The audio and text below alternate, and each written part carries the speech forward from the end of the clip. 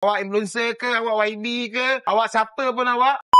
Punya shawarma daging dia ni Yang ni meh. Mai, banyak isi macam banyak sini jual. Memang macam ni meh. Ke sebab saya order abang bagi lebih sikit. Tak. Awak influencer ke, awak YB ke, awak siapa pun awak. Portion Portion. memang banyak ni meh. Kita bagi sama. Bapak kau tengok. Tengok isi dia banyak mana.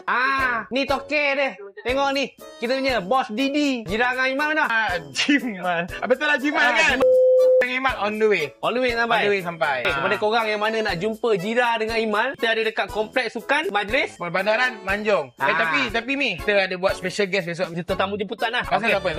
Laki perempuan? Mesti ada buat perempuan ni. Oi, bunga lah Mesti ada trend Paling viral. Nak bagi tahu dia orang ke? Kalau saya teka betul abang tunggu cakap. Okay.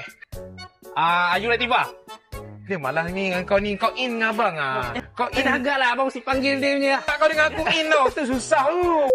Nak jumpa Jira, Iman, Ayu Latifah. Jangan lupa datang. Bawa mak ayah kau sekali. Kau janganlah nak tengok Ayu Latifah lagi. Kau tak bawa parent kau, abang, akak.